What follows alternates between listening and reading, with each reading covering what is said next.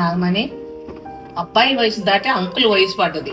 మన ప్రసాద్ పెళ్లి కాలేదని ఊళ్ళో వాళ్ళందరూ అనుకుంటున్నారు. నేనేం చేయనక్క, వాడికి పెళ్లి చేసుకోరా అని చెప్పి చెప్పి నా నోరు పోతుందక్క. అయినా వాడు చేసుకోవట్లేదు. అది కాదు నాగమణి, అంతగా తగ్గ బొంతను తీసుకొచ్చి నువ్వే తెచ్చి ఇంట్లో పెట్టు, సరిపోతుంది. మన ప్రసాద్ కి 40 సంవత్సరాలు దాటిపోతుంది. అతనిలో ఏదో లోపం ఉందని ఆ కిరాణ్ షాప్ కాడ 10 మంది 10 రకాలుగా అనుకుంటున్నారు. అక్క, ఏ వయసులో జరగాల్సిన ముచ్చట ఆ వయసులో జరగాలని పెళ్లి చేసుకోరా అని రోజు చెప్తూనే ఉన్నక్క. సంసారానికి పని చేయడేమో, అందుకే ఏ సంబంధం వచ్చినా ఒకే చేయట్లేదు. అమ్మా, నేను సైడ్ దగ్గరికి వెళ్ళి వస్తా. సరే నాగమణి, నేను కిందికి వెళ్ళి వస్తా. ఆగక్క, నీ పెడతాను, తాగింది గాని. అమ్మా, ఇంట్లో ఎవరు లేరా? ఎవరు? నేనమ్మా, బీచ్ చివర కిరాణా షాప్ కృష్ణారావు. కృష్ణారావా? ప్రసాద్ లేడండి, సైడ్ దగ్గరికి వెళ్ళాడు. ప్రసాద్తో కాదమ్మా, మీతోనే మాట్లాడదామని వచ్చా. మాతో మాట్లాడటానికి ఏ విషయం కృష్ణారావు?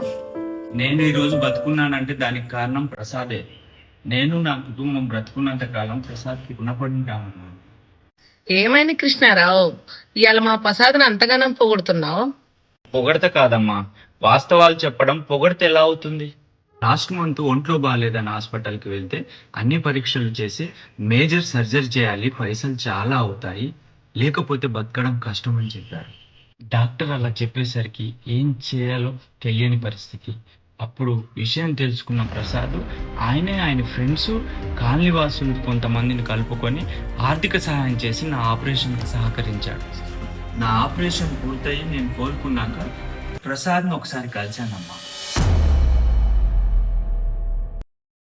థ్యాంక్స్ అనే చిన్న పదంతో సరిపెట్టడం సరికాదు ప్రసాద్. మీరు సెట్ అయ్యారు, అది చాలు. మీలాంటి వాళ్ళు 100 ఏళ్ళు బతకాలి. అన్నకు కష్టం వస్తే తమ్ముడు సాయం చేయని కుటుంబాలున్న ఈ రోజుల్లో ఏ బంధం లేని నాలాంటి వాడి కోసం నువ్వు డబ్బు ఇవ్వడమే కాక అందరితో డబ్బులు ఇప్పించి నువ్వు నన్ను బతికించావు చూడు, అది మామూలు విషయం కాదు ప్రసాద్. నేను లేకపోతే నా కూతురు ఏమైపోతుందో అని ఎంతో బాధపడ్డాను. నీ వల్ల నా కూతురు అనాథ కాకుండా కాపాడావు.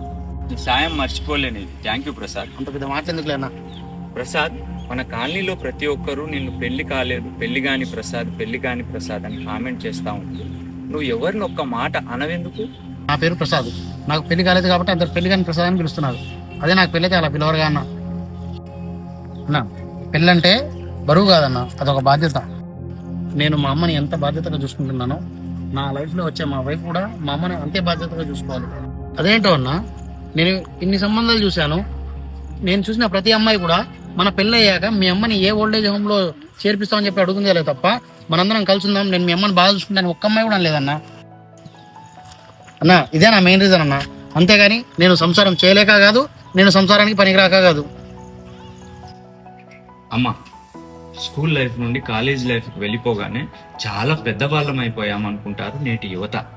కనిపించిన తల్లిదండ్రుల మాట వినకుండా ప్రేమ అనే ముసుగు వేసి ఆ ముసుగులో విచ్చలవిడిగా తిరుగుతున్న కొంతమంది యువత కంటే మీ పెంపకం సూపర్ అమ్మా. మన పెంపకం సమాజానికి మంచి చేయకుండా పర్లేదు, చెడు మాత్రం చేయకూడదు. సరే అమ్మ, నేను వెళ్తా.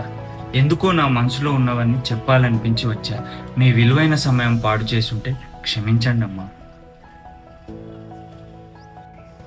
నాగమణి, మన ప్రసాద్ ఎంత మంచోడు, నేనే తప్పుగా అర్థం చేసుకున్నా. నేను వాడిని పెళ్లి చేసుకోమని ఎన్నోసార్లు సతాయించేదాన్ని.